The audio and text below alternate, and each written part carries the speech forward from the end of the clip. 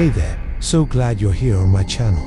Today I'm going to tell you guys the last call, a true horror story. It was late at night and I was home alone. I heard a knock on the front door. I ignored it because I knew my partner had the key and he wasn't home yet.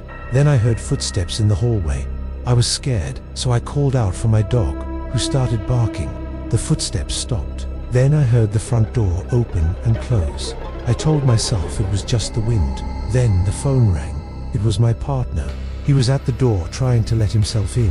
I told him to come in through the back door. As he came in, we both heard a knock on the front door. We both ignored it. Then the knocking got louder and more insistent. My dog started barking again. Suddenly, my partner's face went white as a sheet. He whispered, "Don't open that door."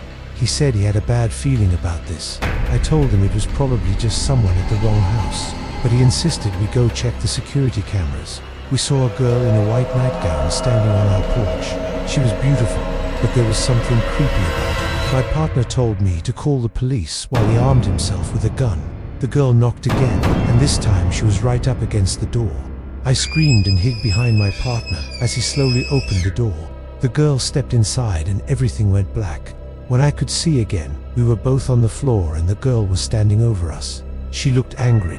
My partner shot her, but it didn't seem to hurt her. She kept coming towards us, so my partner shot her again. And finally she looked at him and said, "You killed me."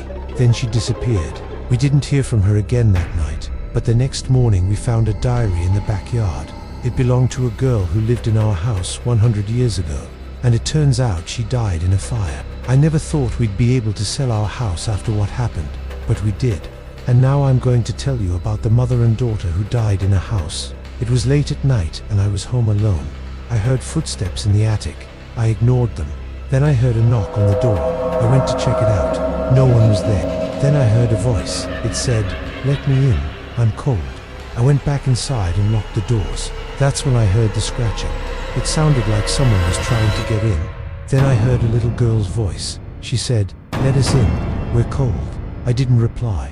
Then I heard a woman's voice. She said, "Please let us in, we won't bother you." I was scared, so I called the police. They said they'd investigate and come back if they found anything. Just then, I heard footsteps in the attic again. That's when I heard the little girl's voice again. She said, "Thank you for letting us stay here. Now we can be a family again." Then the footsteps started coming down the stairs.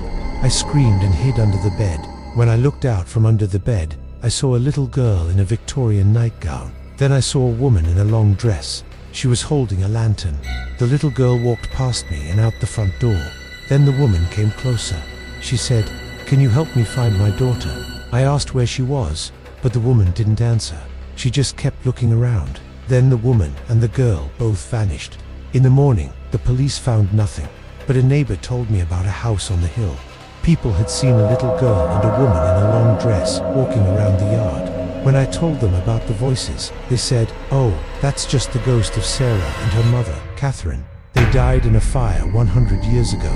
Now they're haunting your house. That's why you should never ignore a knock on the door in the middle of the night." Now check out Scary Movie True Story or watch another one of my videos instead.